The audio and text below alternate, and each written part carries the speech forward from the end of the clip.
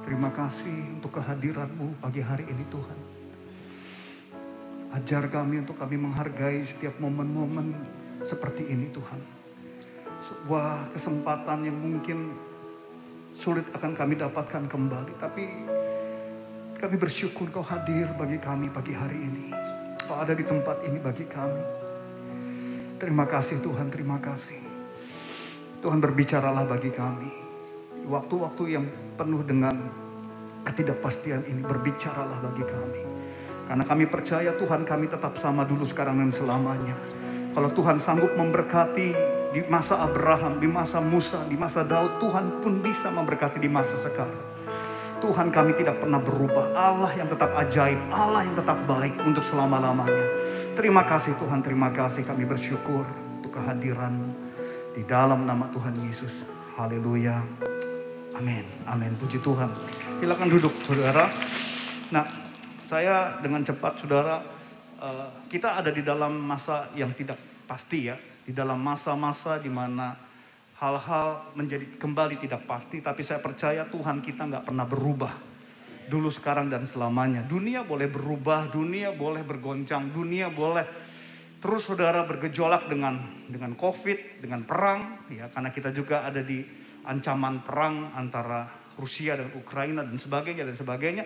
Tapi saya percaya inilah kesempatan di mana Tuhan terus menunjukkan kebaikannya bagi kita orang-orang percaya. Kalau gembala sidang kita berkata, saudara, tahun ini adalah tahun paradigma yang baru. Saya percaya kita semua mau hidup di dalamnya. Nah, di dalam Yesaya 43, 18-19 dengan dikatakan demikian. Firman-Nya, janganlah ingat-ingat hal-hal yang dahulu dan janganlah perhatikan hal-hal yang dari zaman purbakala. Lihat, aku hendak membuat sesuatu yang baru yang sekarang sudah tumbuh. Belumkah kamu mengetahuinya? Ya, aku hendak membuat jalan di padang gurun dan sungai-sungai di padang belantara. Saudara, Alkitab dengan jelas berkata bahwa jangan ingat-ingat apa yang terjadi di masa lalu. Jangan ingat-ingat masa lalu, tetapi perhatikan Tuhan akan membuat jalan di padang gurun, sungai-sungai di padang belantara. Hal yang mustahil Tuhan akan lakukan. Mungkin bagi kita tahun ini akan menjadi sulit. Bagi kita rasanya gimana dengan masa depan. Tapi percayalah, di tahun paradigma yang baru ini Tuhan akan membuat mujizat dalam kehidupan kita. Yang berbeda, dengan cara yang berbeda, dengan konsep yang berbeda yang mungkin kita pernah alami di masa lalu. Tapi Tuhan tidak pernah berubah, mujizatnya tetap sama. Nah, secara pribadi saudara, saya mendapatkan ayat ini ketika doa awal tahun, ketika saya berdoa, Tuhan apa ya di tahun 2022 ini. Mazmur 55 ayat yang ke-22. Serahkanlah khawatirmu kepada Tuhan, maka Ia akan memelihara engkau. Tidak untuk selama-lamanya dibiarkannya orang benar itu goyah. Saudara, Alkitab dengan jelas berkata, firman Tuhan, serahkanlah khawatirmu. Mungkin hari-hari ini kita banyak dihantui dengan kekhawatiran akan masa depan. Tapi serahkanlah pada Tuhan. Bahkan Tuhan berjanji tidak untuk selama-lamanya orang benar itu goyah. 2 tahun kita sudah goyah saudara. 2 tahun kita berperang dengan COVID ini. Dan saya percaya 2022 sekalipun orang-orang di luar berkata ini tahun yang lebih bahaya, ini tahun lebih menakutkan. Tapi saya pribadi percaya ini tahun di mana Tuhan akan menunjukkan jalan-jalannya kepada kita. Ini tahun di mana Tuhan akan memberitakan, akan menyaksikan mujizatnya kepada orang-orang di luar. Tidak untuk selama-lamanya orang benar itu goyah. Jadi saudara, saya mulai belajar, kalau begitu apa yang mesti kita kerjakan? Kita harus jadi orang benar. Nah, orang benar adalah orang yang membangun dirinya dari dalam. Orang yang tidak terlalu bergantung dengan apa yang terjadi di luar. Ya, sekalipun di luar kondisinya kacau balau, tapi kalau kita membangun dari dalam, sesuatu yang baik pasti hasilnya baik. Seringkali kita tergantung dengan apa yang ada di luar. Kita dipengaruhi dengan apa yang terjadi di kondisi di luar. Di luar negatif kita jadi negatif. Di luar menakutkan kita menjadi takut. Tapi Bapak Ibu Saudara, 2022 mari kita bangun diri kita. Amin. Mari kita bangun dari dalam. Nah, ini yang saya ingin share pada pagi hari ini. Apa yang harus kita bangun dari dalam ini? Nah, ini hanya sebagai intermezzo Bapak Ibu ya. Saya menemukan ini di sebuah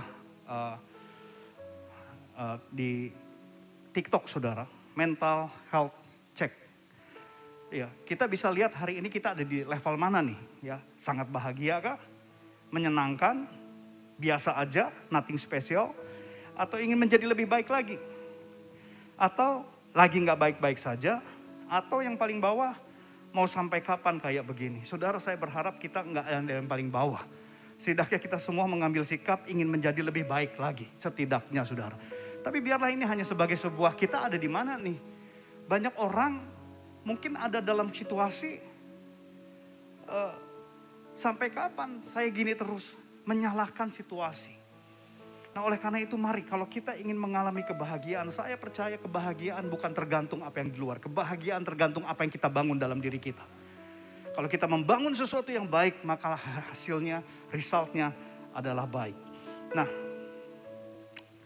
expectation kita Bapak Ibu Saudara mungkin tinggi tahun 2022, tetapi realitanya seringkali menjadi kacau balau. Ya ini situasi kehidupan manusia. Awal tahun selalu orang punya ekspektasi tinggi, awal tahun selalu orang punya cita-cita, punya mimpi, harapan, tapi realitanya adalah menjadi kacau balau. Nah ini juga yang dialami oleh Daud. Ya Bapak Ibu Saudara, di dalam Mazmur 3 ayat 1 sampai 2. Dikatakan demikian, Mazmur Daud ketika ia lari dari Absalom anaknya. Ya Tuhan, betapa banyaknya lawanku, banyak orang yang bangkit menyerang aku. Banyak orang yang berkata tentang aku, baginya tidak ada pertolongan daripada Allah. Saudara, Daud berharap sesuatu yang baik, tapi realitanya bahkan anaknya sendiri Absalom itu ingin membunuh dia. Itu realitanya. Itu kenyataannya. Kehidupannya menjadi semrawut, dia lari dari istana. Hampir setengah penduduk atau setengah rakyatnya ingin membunuh Daud. Makanya Daud berkata, Tuhan banyak sekali lawan-lawanku. Banyak orang berkata tentang aku. Baginya tidak ada lagi pertolongan daripada Allah. Ini suara Daud yang di dalam pergumulan. Ketika dia menghadapi realita hidup. Dia mulai berkata, Tuhan kok begitu banyak pergumulanku. Tuhan begitu banyak hal yang di luar dari harapan. Tapi saudara, ketika Daud mengeluh itu wajar. Mungkin tahun ini sekali lagi kita memasuki tahun di mana rasanya kok harapan itu semakin semerawut, harapan itu nggak ada. Begitu banyak pergumulan yang mesti kita hadapi, kita rasanya nggak mungkin menang, kita rasanya nggak mungkin mengalami hal-hal yang baik. Sama seperti Daud pun mengalami. Tapi Daud mengakhiri keluh kesahnya ini saudara dengan kata Selah. Selah. Katakan sama-sama Selah. Ya, ada kata Selah. Nah, saudara, Selah ini secara umum artinya adalah jeda.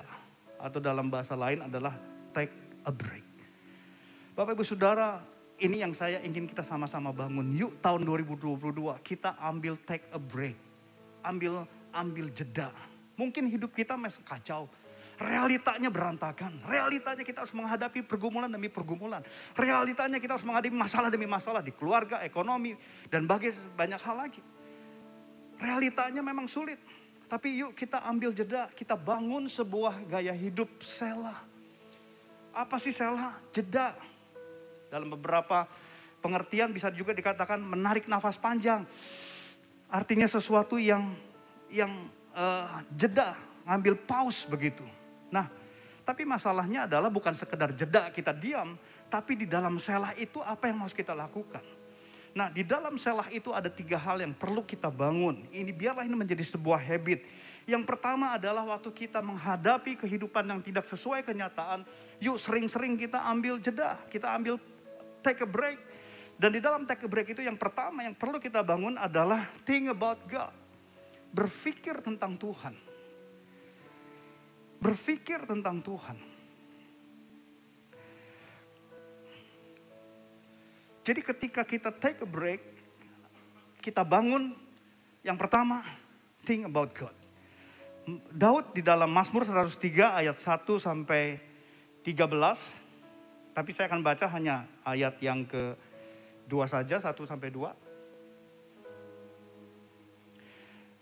Dari Daud, pujilah Tuhan, hai jiwaku. Pujilah namanya yang kudus, hai segenap batinku. Pujilah Tuhan hai jiwaku dan janganlah lupakan segala kebaikannya. Saudara, Daud mengajarkan kepada kita, ketika take a break, Selah itu, jeda itu, ingat kebaikan Tuhan. Think about God. Berpikir tentang kebaikan Tuhan. Saya percaya semua kita di sini pernah mengalami kebaikan Tuhan. Yang pernah mengalami kebaikan Tuhan katakan amin. Kalau kita pernah mengalami kebaikan Tuhan, maka kita pasti akan mengalami kebaikan yang Tuhan kembali dalam hidup ini. Tapi seringkali kan kita merasa, aduh gak mungkin lah, itu mah dulu, sekarang gak mungkin. Itulah kenapa Daud berkata, jangan lupakan kebaikan Tuhan. Ayo renungkan kebaikan Tuhan, ayo pikirkan kebaikan Tuhan. Think about God, berbicara tentang pikirkan kebaikan-kebaikan Tuhan.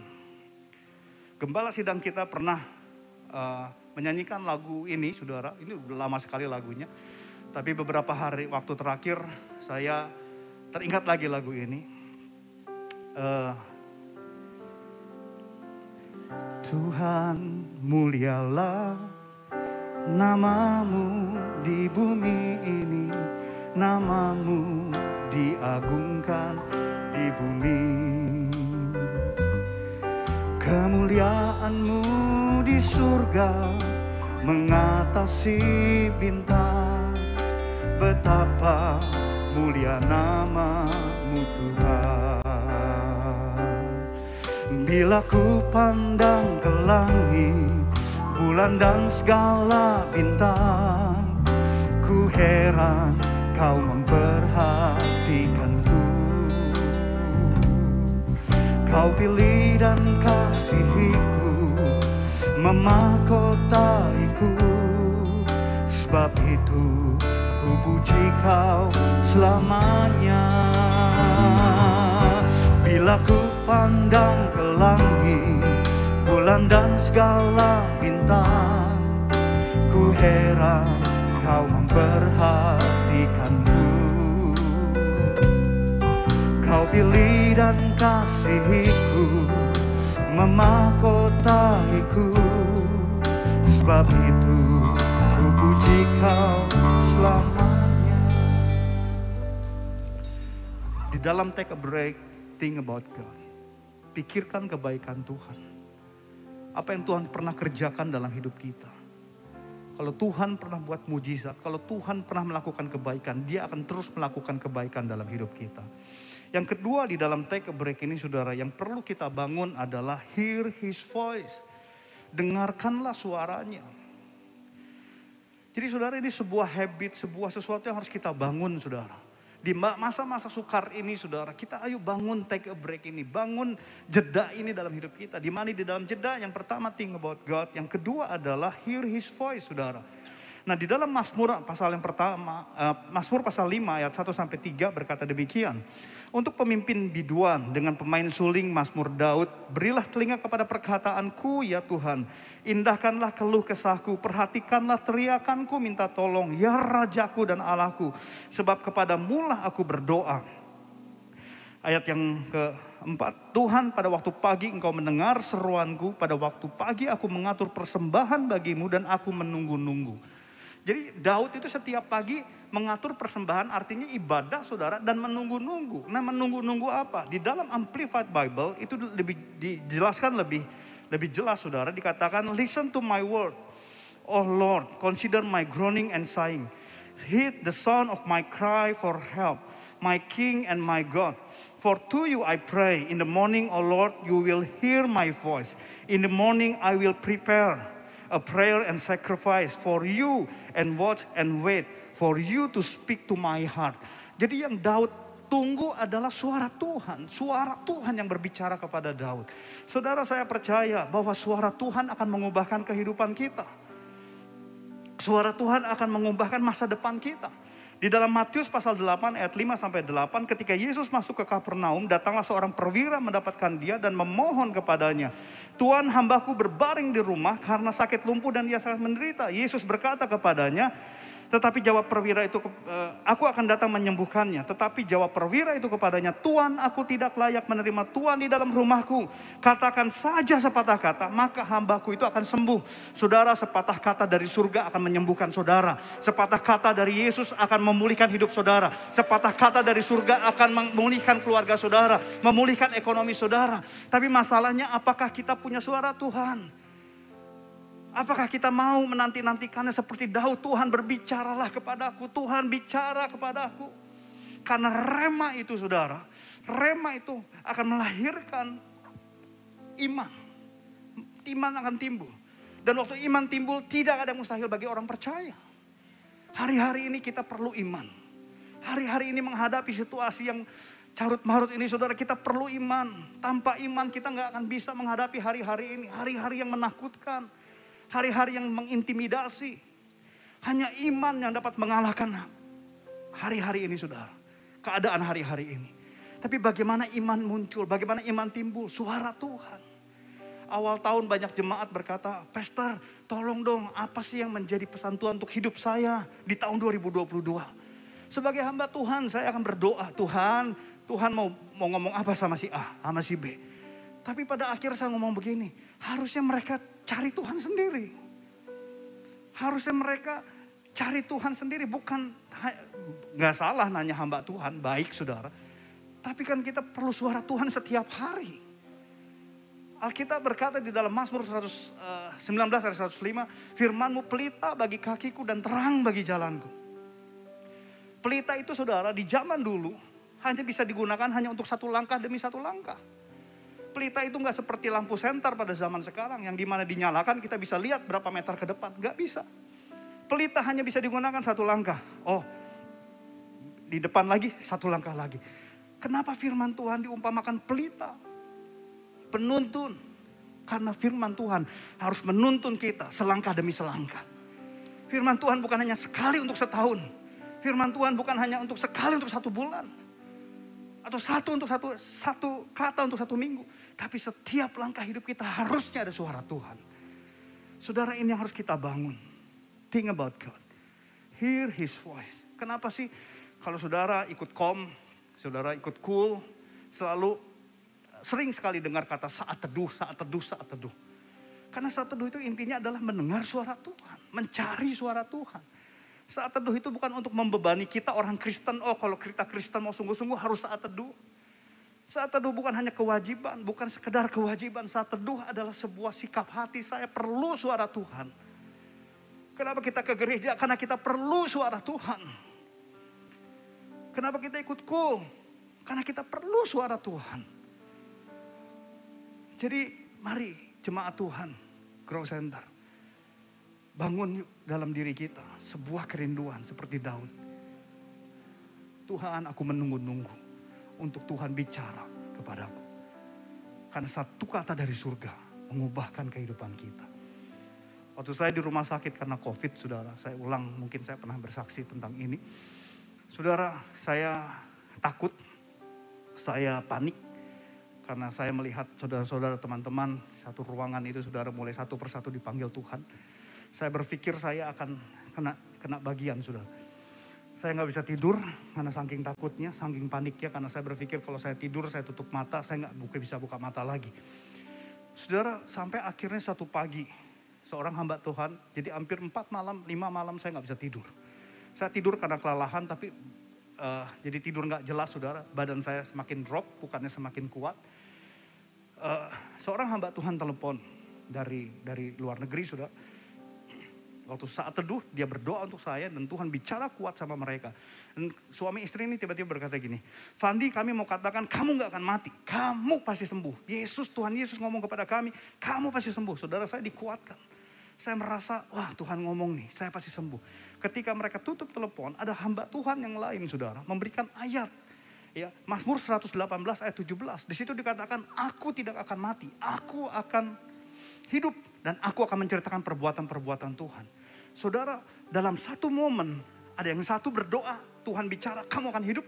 Satu lagi hamba Tuhan kasih ayat, aku akan hidup. Aku tidak akan mati dan aku akan menceritakan perbuatan-perbuatan Tuhan. Saudara, di saat itu saya tahu ini rema.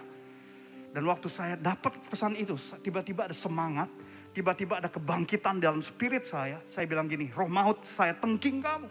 Saya pasti hidup, saya gak akan mati, saya pasti sembuh. Yang tadinya saya lelah, saya gak bisa turun ranjang karena sulit sekali untuk berjalan saudara.